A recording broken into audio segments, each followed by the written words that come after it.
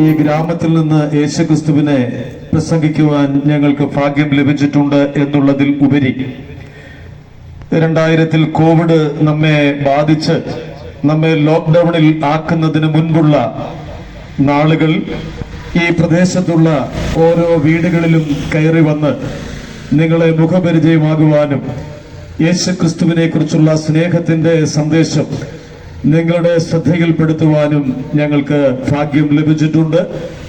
ആ നാളുകളിൽ നിങ്ങൾക്ക് ലഭിച്ച സ്നേഹവും കരുതലും ശ്രദ്ധയും ഞങ്ങൾ ഈ തരുണത്തിൽ വീണ്ടും ഓർക്കുന്നതാണ്.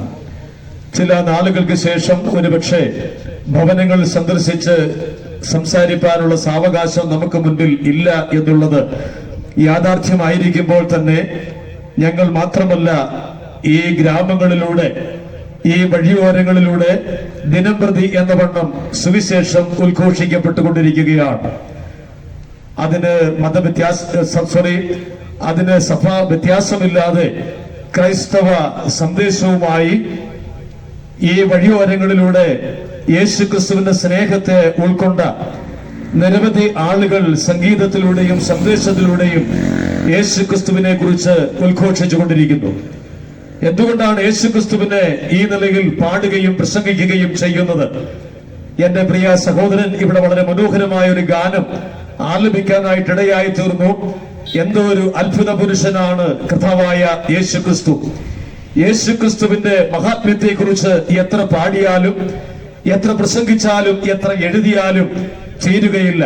കാരണം ലോകത്തിൽ അനേക മഹാരഥന്മാർ ജനിച്ച് ജീവിച്ച് മരിച്ച് മൺമറഞ്ഞ് കല്ലറകളിൽ അടങ്ങി അമരുമ്പോൾ അവരിലെല്ലാവരിൽ നിന്നും വ്യത്യസ്തമായി ജനനം കൊണ്ടും ജീവിതം കൊണ്ടും മരണം കൊണ്ടും അതിലപ്പുറം ഉയർത്തെഴുന്നേൽപ്പ് കൊണ്ടും നിശ്ചലനായി ലോക ചരിത്രത്തിൽ ഇതംപ്രദം നാം എടുത്ത് പരിശോധിച്ചാൽ കാണാൻ കഴിയുന്ന വ്യത്യസ്തനായിരിക്കുന്ന ഒരേ ഒരു വ്യക്തിപ്രഭാവം അവനാണ് ഞങ്ങൾ പ്രസംഗിക്കുന്ന, ഞങ്ങൾ വിശ്വസിക്കുന്ന, ഞങ്ങൾ അംഗീകരിക്കുന്ന, ഞങ്ങൾ നെഞ്ചിലേറ്റുന്ന, ഞങ്ങൾ ആരാധിക്കുന്ന, ഞങ്ങൾ ഉദ്ഘോഷിക്കുന്ന, ഞങ്ങൾ അനുധാവനം ചെയ്യുന്ന കർത്താവായ യേശുക്രിസ്തു. അവന്റെ അവദാനങ്ങളെ കുറിച്ച് ചുരുക്കം വാക്കുകളിൽ പാടുകയോ പ്രസംഗിക്കുകയോ ചെയ്യുക എളുപ്പമല്ല. അതുകൊണ്ട് ഞാനതിനായിട്ട് തുനിയുന്നില്ല. യേശുക്രിസ്തു എന്ന് പറയുന്ന അനുഗ്രഹിത പുരുഷൻ അവൻ ലോകത്തിൽ ഏതെങ്കിലും ഒരു മതത്തിന് വേണ്ടി മാത്രം ഈ ലോകത്തിൽ അവതരിച്ചവനല്ല. യേശുക്രിസ്തു ലോകത്തിൽ വന്നതിന് ശേഷം ദൈവമെന്ന് ഉറക്കെ പ്രഖ്യാപിച്ചവനല്ല. യേശുക്രിസ്തു ജനിക്കുന്നതിന് മുൻപും ദീർഘമായിരിക്കുന്ന വർഷങ്ങൾക്ക് മുൻപ് യേശുക്രിസ്തു ഭൂമിയിൽ ജനിക്കുമെന്നും ലോകത്തിൽ ജനിക്കുന്ന ക്രിസ്തു ആരെന്നുമുള്ളത് ലോകത്തെ ലേഖനപ്പെടുത്തിയതിനു ശേഷം ലോകത്തിൽ പിറന്നവനാണ് കർത്താവായ യേശുക്രിസ്തു. യേശുക്രിസ്തുവിന്റെ ജനനത്തിനും 700 വർഷങ്ങൾക്ക് മുൻപ് യെശയ്യാവ് എന്ന് പറയുന്ന പ്രവാചകൻ ദൈവത്തിന്റെ അരുളപ്പാടുകൾ ഉൾക്കൊണ്ടുകൊണ്ട് യേശുക്രിസ്തു ജനിക്കുമെന്നും എവിടെ ജനിക്കുമെന്നും എങ്ങനെ ജനിക്കുമെന്നും എന്തിനു ജനിക്കുമെന്നും എങ്ങനെ ജീവിക്കുമെന്നും ജീവിതത്തിൽ താൻ എങ്ങനെ മരിക്കുമെന്നും മരണത്തിന് അപ്പുറം തന്റെ സ്ഥിതി എന്താണെന്നും യെശയ്യാവ് പ്രവചിക്കാനിടയായി തീർന്നു.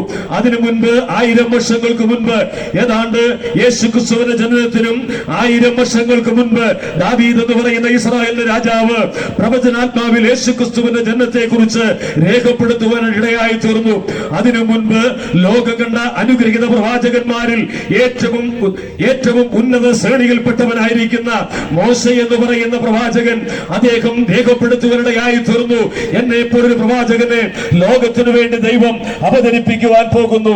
പ്രിയപ്പെട്ടവരെ, ഞാൻ ഓർപ്പിക്കട്ടെ, അങ്ങനെ യേശുക്രിസ്തുവിന്റെ ജനനത്തിനും കാലങ്ങൾക്ക് മുമ്പേ, എത്രയോ കാലങ്ങൾക്ക്, നൂറ്റാണ്ടുകൾക്ക്, സഹസ്രാബ്ദങ്ങൾക്ക് അപ്പുറം രേഖപ്പെടുത്തിയനുസരിച്ച് തിരുവെഴുത്തിൽ രേഖപ്പെടുത്തുന്നത് പോലെ, തിരുവെഴുത്തിൽ എഴുതിയിരിക്കുന്നത് പോലെ ലോകത്തിൽ ജനിച്ചവനാണ് കർത്താവായ യേശുക്രിസ്തു.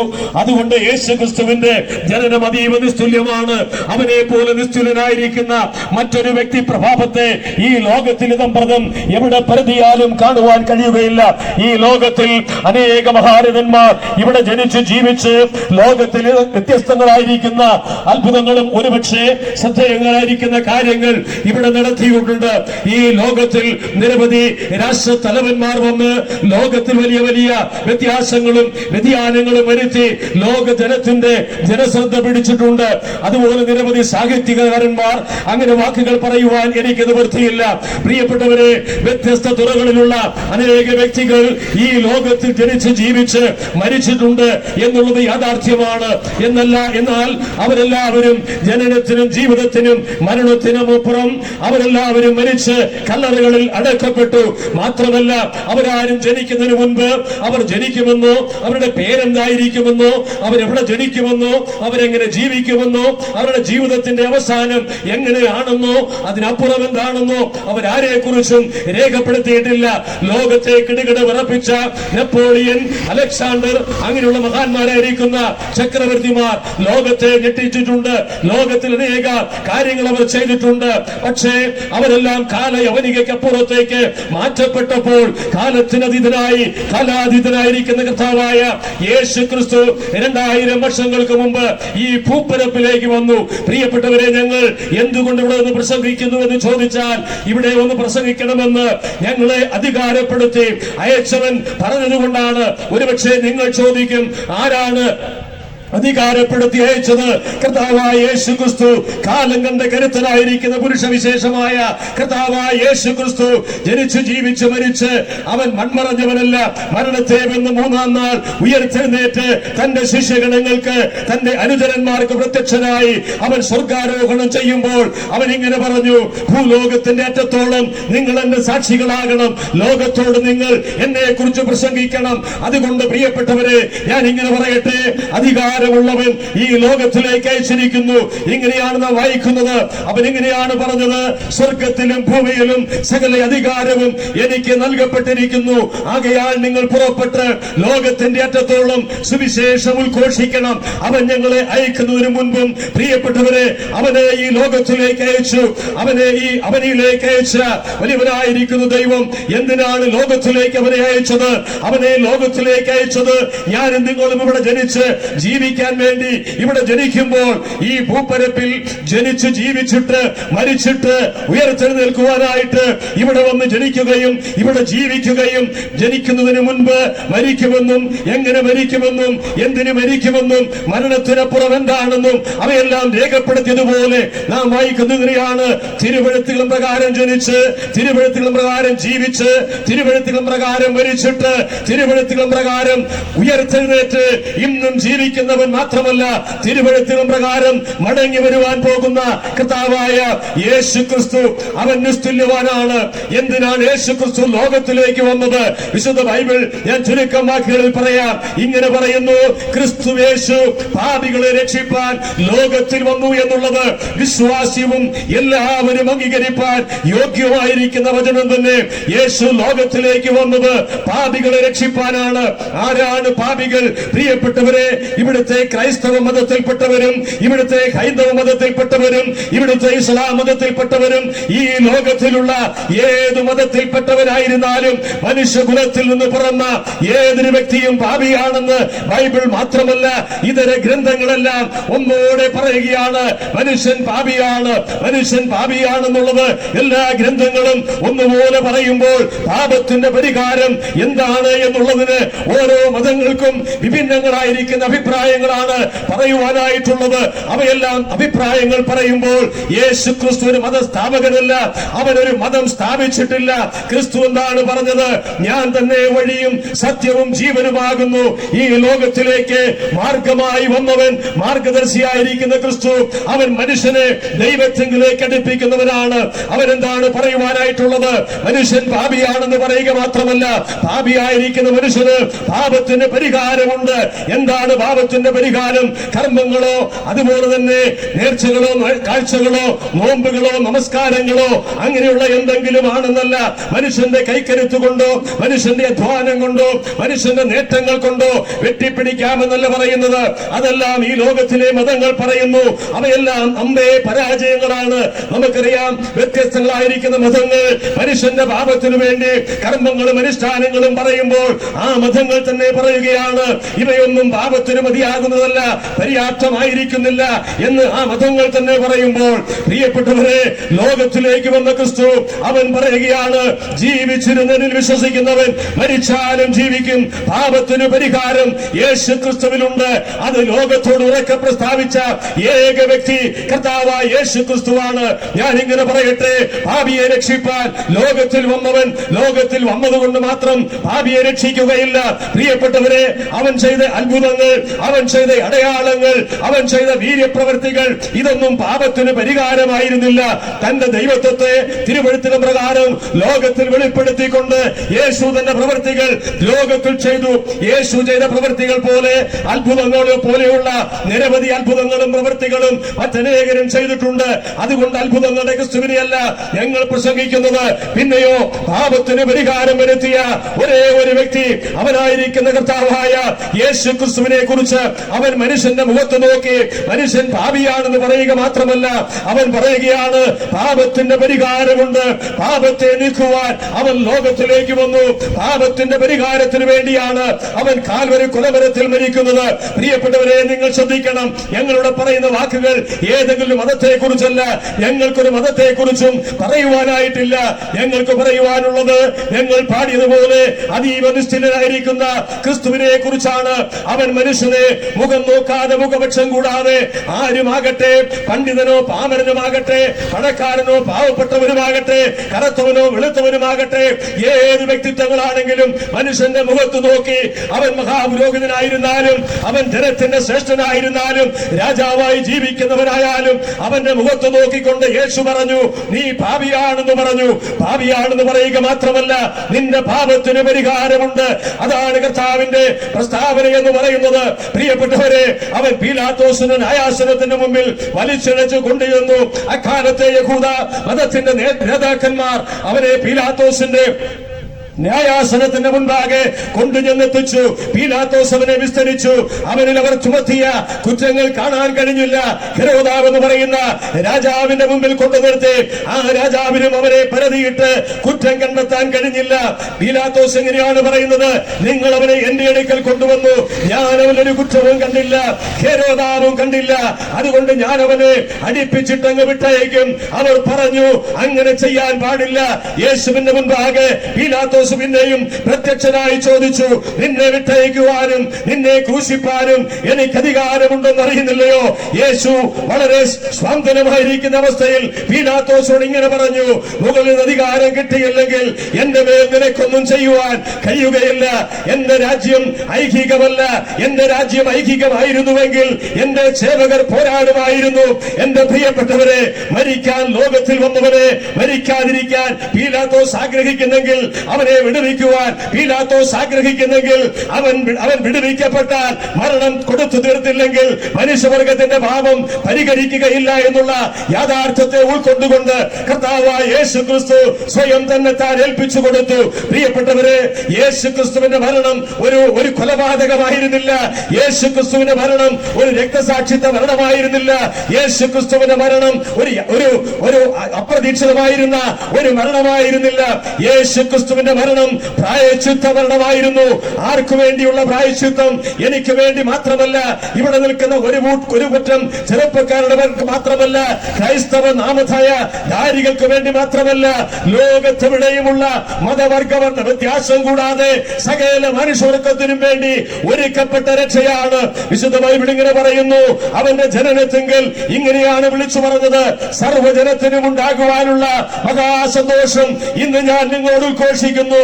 കർത്താവായ ക്രിസ്തുയേശു എന്ന രക്ഷിതാവ് ഇന്ന് നിങ്ങൾക്കായി ബെത്ലഹേമിൽ ജനിച്ചിരിക്കുന്നു. 2000 വർഷങ്ങൾക്ക് മുമ്പ് ബെത്ലഹേമിൽ ജനിച്ചവൻ സകല മാനവജാതിയുടെയും പാപത്തിന്റെ പരിഹാരകനാണ്. എങ്ങനെ പാപം പരിഹരിക്കും? പ്രിയപ്പെട്ടവരെ, ഞാൻ ഓർപ്പിച്ചല്ലോ, കർമ്മങ്ങൾ കൊണ്ടോ കർമ്മമാർഗങ്ങൾ കൊണ്ടോ പ്രാർത്ഥനാ മന്ത്രങ്ങൾ കൊണ്ടോ നേർച്ചകൾ കൊണ്ടോ കാഴ്ചകൾ കൊണ്ടോ കഴിയാതെ മതങ്ങളെല്ലാം അമ്പേ പരാജയപ്പെട്ടു നിൽക്കുമ്പോൾ പാപത്തിന്റെ ശമ്പളമായിരിക്കുന്ന മരണം കൊടുക്കുവാൻ ഈ ലോകത്തിൽ ആരുമില്ല ഇല്ലാതിരിക്കുമ്പോൾ പാപമില്ലാത്തവരായിരിക്കുന്ന ദൈവപുത്രൻ ലോകത്തിലേക്ക് വന്നു. മനുഷ്യവർഗത്തിന്റെ പാപങ്ങളെ സ്വയം ഏറ്റെടുത്തുകൊണ്ട് കാൽവരിയുടെ കുലമരത്തിൽ 2 കള്ളന്മാരുടെ മധ്യത്തിൽ ഒരു കള്ളനെ പോലെ ക്രൂശിക്കപ്പെടുമ്പോൾ എന്താണ് ഇവിടെ സംഭവിച്ചെന്നറിയുമോ? ലോകത്തിന്റെ പാപത്തിന്റെ പരിഹാരം വരികയാണ്. ഒരുപക്ഷെ നിങ്ങൾ ചോദിച്ചേക്കാം, അങ്ങനെയെങ്കിൽ എന്തിനിങ്ങനെ ഈ കവലയിൽ വന്ന് നിങ്ങൾ കണ്ടക്ഷേപം നടത്തണം? പ്രിയപ്പെട്ടവരെ, യേശു മരിച്ചതുകൊണ്ട് പാപത്തിന് പരിഹാരം എന്നുള്ളത് യാഥാർത്ഥ്യമായിരിക്കുമ്പോൾ തന്നെ ഓരോ വ്യക്തികൾക്കും അത് സ്വായത്തമാക്കി തീർക്കണമെങ്കിൽ ഇത്ര ശ്രേഷ്ഠവും അനുഗ്രഹിക്കുന്നതും തികച്ചും സൗജന്യമായ അതീവ നിസ്തുല്യമായിരിക്കുന്ന സുവിശേഷം കേൾക്കാതെ എങ്ങനെ വിശ്വസിക്കും? വിശുദ്ധ ബൈബിൾ ഇങ്ങനെ പറയുന്നു, കർത്താവിന്റെ നാമം വിളിച്ചപേക്ഷിക്കുന്ന ഏവനും രക്ഷിക്കപ്പെടും. ബൈബിൾ പിന്നെയും തുടർന്ന് ചോദിക്കുകയാണ്, അവർ വിശ്വസിക്കാത്തവനെ എങ്ങനെ വിളിച്ചപേക്ഷിക്കും? അവർ കേൾക്കാതെ എങ്ങനെ വിശ്വസിക്കും?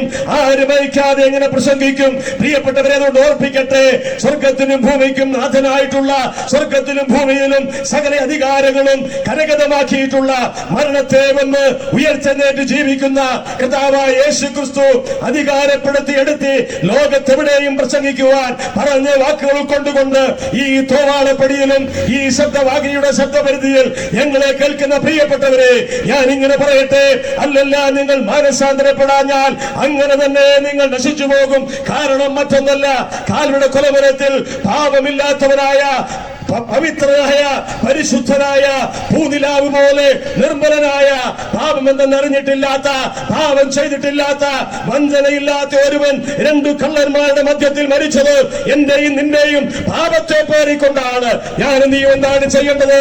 അത് ചെയ്യേണ്ടതെന്ന് ഇവിടുത്തെ മതങ്ങളല്ല പറയേണ്ടത്, അത് രക്ഷയൊരുക്കിയ യേശു ക്രിസ്തു പറയുകയാണ്. ജീവിച്ചിരുന്ന് നിങ്ങൾ എന്നിൽ വിശ്വസിക്കുമെങ്കിൽ നീ മരിച്ചാലും ജീവിക്കും. മരണം കൊണ്ട് അവസാനിക്കുന്ന ഒരു ജീവിതമല്ല മനുഷ്യന്റേത്. മരണത്തിനപ്പുറം ഒരു ജീവിതമുണ്ട്. അതുകൊണ്ടല്ലേ മതങ്ങളൊക്കെ മരണത്തിനപ്പുറം കർമ്മങ്ങളും കർമ്മ അനുഷ്ഠാനങ്ങളും നടത്തുന്നത്. പ്രിയപ്പെട്ടവരെ, നടത്തുന്ന കർമ്മ അനുഷ്ഠാനങ്ങൾ കൊണ്ട് പരിഹാരം വരുമായിരുന്നെങ്കിൽ അതിനൊരു അറുതി വരുമായിരുന്നല്ലോ. അതിന് അറുതി വരാതെ അത് തുടർന്നുകൊണ്ടേയിരിക്കുമ്പോൾ കർമ്മങ്ങൾ കൊണ്ടും അനുഷ്ഠാനങ്ങൾ കൊണ്ടും സാധിക്കുന്നില്ല എന്നുള്ളതാണ് മതങ്ങൾ മൗനമായി സമ്മതിക്കുന്നത്. എന്നാൽ യേശു പറഞ്ഞു, നിന്റെ പാപത്തിന്റെ പരിഹാരമാണ് കാൽവരിയുടെ കുലമരത്തിൽ നടക്കുന്നത്. നീ അത് വിശ്വസിച്ച് അംഗീകരിക്കുമെങ്കിൽ നിനക്ക് പാപമോക്ഷമുണ്ട്, പാപക്ഷമയുണ്ട്. ക്രൂശിൽ 2 കള്ളന്മാർ ബൈബിൾ വായിച്ചിട്ടുള്ളവർക്കറിയാം, 2 പേരും കള്ളന്മാരാണ്. അതിൽ ഇടത്തേതോ വലുത്തേതോ എനിക്കറിഞ്ഞുകൂടാ, ബൈബിളിൽ രേഖപ്പെടുത്തിയിട്ടില്ല. അതിലൊരുത്തൻ പറഞ്ഞു, നീ ദൈവപുത്രനെങ്കിൽ ക്രൂശിൽ നിന്ന് ഇറങ്ങി വരണം, നിന്നെയും രക്ഷിക്കണം, ഞങ്ങളെയും രക്ഷിക്കണം. അവൻ പറഞ്ഞു, ന്യായമായി നാം ശിക്ഷ അനുഭവിക്കുന്നു, ഇവൻ അരുതാത്തതൊന്നും ചെയ്തിട്ടില്ല. കർത്താവായ യേശുവേ, നീ രാജത്വം പ്രാപിച്ചു വരുമ്പോൾ എന്നെയും കൂടെ ഓർക്കണം. യേശുവോട് പറഞ്ഞു, ഇന്ന് നീ എന്നോടുകൂടെ പരദീസയിലിരിക്കും. അതുകൊണ്ട് ഞാൻ എന്റെ വാക്കുകൾ കൂടെ വിരാമം കുറിക്കട്ടെ. തോവാളപ്പടിയിൽ എന്നെ ശ്രദ്ധിക്കുന്ന പ്രിയപ്പെട്ടവരെ, നിങ്ങളൊരു ക്രൈസ്തവ മതത്തിലേക്ക് ചേരണമെന്നല്ല, ഞങ്ങളടക്കം ഉൾപ്പെട്ടു നിൽക്കുന്ന സഭാ വിഭാഗത്തിലേക്ക് വരണമെന്നല്ല, മറിച്ച് 2000 വർഷങ്ങൾക്ക് മുമ്പ് സ്വർഗ മഹിമകൾ വെടിഞ്ഞ് താണ ഭൂമിയിലേക്ക് വന്ന് മനുഷ്യവർഗത്തിന്റെ പാപത്തിന്റെ പരിഹാരമാർത്ഥം കാൽവരിയുടെ കുലമരത്തിൽ പാപമില്ലാത്തവനായി മനുഷ്യവർഗത്തിന്റെ പാപത്തെ ഏറ്റെടുത്തുകൊണ്ട് മരിച്ചിട്ടടക്കപ്പെട്ട കർത്താവായ യേശു ക്രിസ്തു മരണത്തിന്റെ മാറാലയെ കീറി മുറിച്ചുകൊണ്ട് 3-ാം നാൾ തുംഗപ്രതാപവാനായി ഉയർത്തെഴുന്നേറ്റ് ഇന്നും ജീവിക്കുമ്പോൾ, പ്രിയപ്പെട്ടവരെ, യെരൂശലേമിൽ നാം ചെന്നാൽ ഇന്നും ഇവിടെ മലക്കെ തുറന്നു കിടക്കുന്ന ഒരു കല്ലറയുണ്ട്. അത് മറ്റാരുടെയും കല്ലറയല്ല, യേശുവിന്റെ കല്ലറയാണ്. ഈ ലോകത്തിൽ എത്രയെത്ര മഹാരഥന്മാരുടെ കല്ലറകൾ അവിടങ്ങളിൽ അടഞ്ഞു കിടക്കുമ്പോൾ, ലോക ചരിത്രത്തിൽ തുറന്നു കിടക്കുന്ന ഒരേ ഒരു കല്ലറ ഞങ്ങൾ പ്രസംഗിക്കുന്ന, ഞങ്ങൾ വിശ്വസിക്കുന്ന, നമ്മൾക്ക് അംഗീകരിക്കാൻ കൊള്ളാവുന്ന, അനുഗമിക്കുവാനും വിശ്വസിക്കുവാനും കൊള്ളാവുന്ന കർത്താവായ യേശു ക്രിസ്തുവിന്റെ കല്ലറയാണ്. അവൻ ഉയർത്തെഴുന്നേറ്റു. അവിടെ എഴുതി വച്ചിരിക്കുന്നു, അവൻ ഇവിടെയില്ല, അവൻ ഉയർത്തെഴുന്നേറ്റിരിക്കുന്നു. അവൻ ഉയർത്തെഴുന്നേറ്റ് മഹിമയുടെ വലത്തുഭാഗത്ത് ജീവിക്കുന്നു. അവൻ മടങ്ങി വരാൻ പോവുകയാണ്. ലോക സംഭവങ്ങൾ അത് വിളിച്ചറിയിച്ചു കൊണ്ടിരിക്കുന്നു. ലോകമെമ്പാടും യുദ്ധങ്ങളും യുദ്ധസ്തുതികളും കലുഷിതമായിരിക്കുന്ന അന്തരീക്ഷം. എവിടെയാണ് സമാധാനം? കുടുംബത്തിൽ സമാധാനമില്ല, കലാലയങ്ങളിൽ സമാധാനമില്ല, ഭരണസിരാ കേന്ദ്രങ്ങളിൽ സമാധാനമില്ല, ലോക രാഷ്ട്രങ്ങൾക്കിടയിൽ സമാധാനമില്ല. എവിടെയും അമ്പരപ്പ്. നമുക്കറിയാം, ചില ദിവസങ്ങൾക്ക് മുൻപ് നമ്മുടെ ഇന്ത്യയും പാകിസ്ഥാനും തമ്മിൽ യുദ്ധമുണ്ടായി. അത് അതീവ ഭീകരമായിരുന്ന ഒരു ഏറ്റുമുട്ടലായിരുന്നു.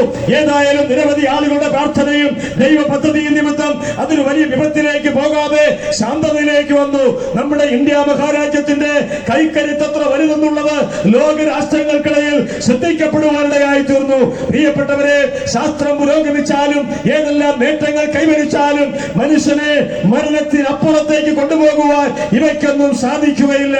ഞാൻ ഇങ്ങനെ പറയട്ടെ, മരണത്തിനപ്പുറത്തേക്ക് കൊണ്ടുപോകുവാൻ കഴിയുന്ന യേശു ക്രിസ്തു അവൻ മടങ്ങി വരാൻ പോവുകയാണ്. ആർക്കു വേണ്ടി മടങ്ങി വരുന്നു? തനിക്കായി കാത്തു നിൽക്കുന്നവരുടെ രക്ഷയ്ക്കായി. പാപം കൂടാതെ അവൻ രണ്ടാമത് പ്രത്യക്ഷനാകും. ലോകത്തിൽ നടന്നുകൊണ്ടിരിക്കുന്ന സംഭവങ്ങൾ അത് വിളിച്ചറിയിക്കുകയാണ്. അസമാധാനപൂരിതമായ ഈ ലോക അന്തരീക്ഷം എന്താണ് പറയുന്നത്? യേശു മടങ്ങി വരുവാൻ സമയം വളരെ സമാഗതമായി തീർന്നിരിക്കുന്നു. പ്രിയപ്പെട്ടവരെ, അടുത്ത ഏതൊരു നിമിഷത്തിലും ക്രിസ്തു മടങ്ങി വരാം. ക്രിസ്തു മടങ്ങി വന്നാൽ ആ നിമിഷം ഈ പ്രസംഗങ്ങളിലൂടെ അവസാനിക്കും. തന്നിൽ വിശ്വസിക്കുന്നവർ പ്രാക്കളെ പോലെ നിന്ന് പറന്നുയരും. ആ കൂട്ടത്തിൽ തോവാളപ്പടിയിൽ ഞങ്ങളെ ശ്രദ്ധിക്കുന്ന ഞങ്ങളുടെ ബഹുമാന്യ സ്നേഹിതരെ, നിങ്ങളും ഉണ്ടായിരിക്കണമെന്നുള്ള ആഗ്രഹത്തോടെ താല്പര്യത്തോടെ വിശുദ്ധ ബൈബിൾ പറയുന്നു, മറ്റൊരുത്തരും രക്ഷയില്ല, നാം രക്ഷിക്കപ്പെടുവാൻ ആകാശത്തിന്റെ കീഴിൽ മനുഷ്യടയിൽ നൽകപ്പെട്ട മറ്റൊരു നാമവും ഇല്ലാതിരിക്കുമ്പോൾ ഇന്ന് പകൽക്കാലം യേശു ക്രിസ്തുവിനെ നിങ്ങളുടെ ഹൃദയത്തിന്റെ അകത്തളത്തിലേക്ക് കുടിയിരുത്തണമെന്ന്, ഹൃദയം തുറന്ന് സ്വീകരിക്കണമെന്ന് ആഹ്വാനം ചെയ്തുകൊണ്ട് നിങ്ങൾ ചെയ്യേണ്ടത് ഒന്ന് മാത്രമാണ്. കർത്താവായ യേശുവേ, ഞാനൊരു പാപിയായ മനുഷ്യനാണ്. എന്റെ പാപത്തിന്റെ പരിഹാരത്തിനാണ് അങ്ങ് കാൽവടെ കൊലമരത്തിൽ മരിച്ചത്. ഞാനിത് വിശ്വസിച്ച് അംഗീകരിക്കുന്നു. എന്റെ ഇതിലുള്ള പാപങ്ങൾ എന്നോട് ക്ഷമിക്കണം, എന്നെ അവിടുത്തെ മകനാക്കണം, മകളാക്കണം എന്ന് നിങ്ങൾ പ്രാർത്ഥിക്കുമെങ്കിൽ, ഏറ്റുപറയുമെങ്കിൽ, അവനെ നിങ്ങളുടെ ജീവിതത്തിന്റെ രക്ഷകനും കർത്താവും നാഥനുമായി ഉൾക്കൊള്ളുമെങ്കിൽ പാപഭംഗിരമായ ജീവിതത്തിൽ നിന്ന് നിങ്ങൾക്ക് മോചനം നേടാൻ കഴിയും. സമാധാനകരമായിരിക്കുന്ന ഒരു വ്യക്തി ജീവിതം, സമാധാനപരമായ ഒരു കുടുംബ ജീവിതം, സമാധാനപരമായ ഒരു സമൂഹ ജീവിതം, സമാധാനപരമായ ഒരു ജീവിതം നയിച്ച് സമാധാനത്തോടുകൂടെ ഇവിടെ നിന്ന് യാത്ര തിരിക്കാം. എവിടേക്കെന്ന് അറിയാതെയല്ല, നിത്യമായിരിക്കുന്ന സ്വർഗത്തിലേക്ക്, പിതാവിന്റെ വലഭാഗത്തേക്ക് എന്നുള്ള പ്രത്യാശയോടെ സമാധാനത്തോടുകൂടെ യാത്ര ചെയ്യാൻ കഴിയുമെന്ന് ഓർമ്മപ്പെടുത്തിക്കൊണ്ട്, അല്ലല്ല നിങ്ങൾ ഈ വാക്കുകളെ തള്ളിക്കളയുമെങ്കിൽ, ധന്യനായ പൗലോസ് പറഞ്ഞു, എന്റെ സുവിശേഷ പ്രകാരം ന്യായം വിധിക്കുന്ന നാളിൽ അന്ന് ചുവരുകൾ സാക്ഷ്യം പറയും, ഇവിടെയുള്ള മണൽത്തരികൾ സാക്ഷ്യം പറയും, കൊടിയെഴുന്നേറ്റ് സാക്ഷ്യം പറയും, കേട്ട സുവിശേഷം വിശ്വസിച്ചില്ല എന്ന്. പ്രിയപ്പെട്ടവരെ, അവനെ നിങ്ങൾ തള്ളിക്കളയരുത്. ഇത്രമേൽ നമ്മെ സ്നേഹിക്കുന്ന, മനുഷ്യവർഗത്തെ സ്നേഹിക്കുന്ന, ശത്രുവിനെ സ്നേഹിച്ച, പാപിയെ സ്നേഹിച്ച, അതിക്രമക്കാരനെ സ്നേഹിച്ച, അകൃത്യമുള്ളവനെ സ്നേഹിച്ച, നിത്യ നരകത്തിന് മാത്രം യോഗ്യനായവനെ സ്നേഹിച്ച, അവന്റെ പാപത്തിന്റെ പരിഹാരത്തിനായി മരിച്ചവനെങ്കിലും ഉയർത്തെഴുന്നേറ്റ് നമ്മെ ചേർക്കുവാൻ മടങ്ങി വരുന്ന ക്രിസ്തുവിനെ രക്ഷകനും നാഥനുമായി സ്വീകരിച്ച് അനുഗ്രഹിക്കപ്പെടുവാൻ ഒരു പ്രാവശ്യം കൂടി ആഹ്വാനം ചെയ്തുകൊണ്ട് ശാന്തമായി ഞങ്ങളെ ശ്രദ്ധിച്ച നിങ്ങൾക്കെല്ലാവർക്കും ഹൃദയത്തിന്റെ ഭാഷയിൽ നന്ദി അർപ്പിച്ചുകൊണ്ട്, അഭിവാദ്യങ്ങൾ അർപ്പിച്ചുകൊണ്ട് വാക്കുകൾക്ക് വിരാമം കുറിക്കട്ടെ. ദൈവനാമം ഇന്നുവന്നേക്കും വാഴ്ത്തപ്പെടുമാറാകട്ടെ. ആമേൻ.